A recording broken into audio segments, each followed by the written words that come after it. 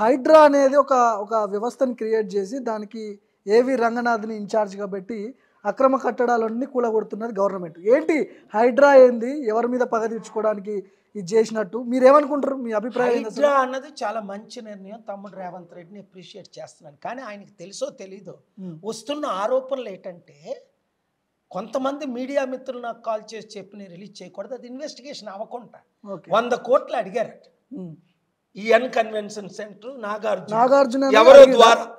నాకు నాగార్జున చెప్పలేదు, ఒకళ్ళు నన్ను ఎంక్వైరీ చేయమని కాల్ చేసి చెప్పారు. అది నేను ఇన్వెస్ట్ చేసుకుంటే చెప్పకూడదు. 100 కోట్లు ఇవ్వలేదని ఆ బిల్డింగ్ను కూల్చేశారు. అది నిజమా? ఒకవేళ హైడ్రా ద్వారా అవినీతి కట్టడాలు కూల్చడం అన్నది మంచిదే, ఎందుకంటే పార్కులు ఆక్యుపై చేశారు. కాంగ్రెస్లోనే చాలా మంది ఉన్నారు. ఇప్పుడు అదే క్వశ్చన్ రైజ్ అవుతా ఉంది. కాంగ్రెస్లో ఉన్న మంత్రులు ఎమ్మెల్యేలకి ఫామ్ హౌస్ ఉన్నాయి, ఆ ఫామ్ హౌస్ అక్రమ కట్టడాలు కూల్చేసే దమ్ము మీలాంటి వాళ్ళు బీఆర్ఎస్ కేటీఆర్ హరీష్ రావు మాట్లాడుతున్నారు. అలా కాదు, బీఆర్ఎస్ వాళ్ళు దోచుకున్నారు కదా, వాళ్ళేం గజ దొంగలు కారా? కాంగ్రెస్ వాళ్ళు ఎలాంటోళ్ళు, బీఆర్ఎస్ వాళ్ళు అలాంటోళ్ళే, బీజేపీ వాళ్ళు అలాంటోళ్ళే. ఓకే, ఉడే దొంగ దొంగ దొంగ నేను అంటే ఈడు దొంగ దొంగ. ఇప్పుడు అంతవరకు ఎందుకు? నువ్వు బండి సంజయ్ మాటలేను, బీఆర్ఎస్ కాంగ్రెస్ లో చేరిపోతుంది అంటున్నాడు కిషన్ రెడ్డిని, బండి సంజయ్ని, బీజేపీ. అదే కాంగ్రెస్ వాళ్ళు ఏమంటున్నారు, అందరూ బీఆర్ఎస్ బీజేపీలో మర్జీ అయిపోతుంది అంటున్నారు. అరే బీఆర్ఎస్ అన్నది బింది, కాంగ్రెస్ ను బీజేపీ చెంబులు. ఇంత బిందె వెళ్ళి ఇంత చెంబులో దూరుతుందా?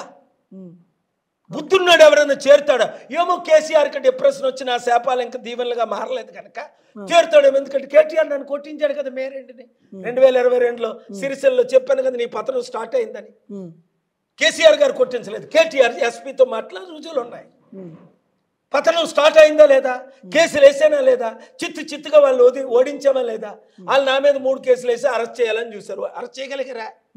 బండి సంజయ్తో ఆడుకున్నారు, మందకృష్ణ మాదిగతో ఆడుకున్నారు, రేవంత్ రెడ్డితో ఆడుకున్నారు, ప్రొఫెసర్ కోదండరామ్తో ఆడుకున్నారు, చంద్రబాబు నాయుడు అయితే పరిగెట్టించాడు. నేను వాళ్ళు పరిగెట్టించాను కదా. ఓయ్ యూత్, బుద్ధున్న వాళ్ళందరూ, మీకు ఉద్యోగాలు కావాలా? కాంగ్రెస్ పాలన 55 సంవత్సరాలు చూశారు, బీజేపీ పాలన 15 సంవత్సరాలు చూశారు, బీఆర్ఎస్ కేసీఆర్ పాలన 10 సంవత్సరాలు చూశారు. ఒకటి Prajashanti party .com doctor KA Paul app. మొత్తం ఉద్యోగాలు కావాలని అందరూ జాయిన్ అయిపోండి, పెద్ద మీటింగులు పెట్టండి, ధర్నాలు చేయండి, నేను మీకు ఉద్యోగాలు ఇస్తాను రేవంత్ రెడ్డి ద్వారా.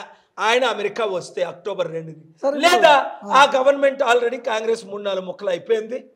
బీసీ వర్గం ఒకటి, దళితుల వర్గం ఒకటి, పొంగులేటి శ్రీనివాసరెడ్డి ఒకటి, రేవంత్ రెడ్డి వర్గం ఒకటి.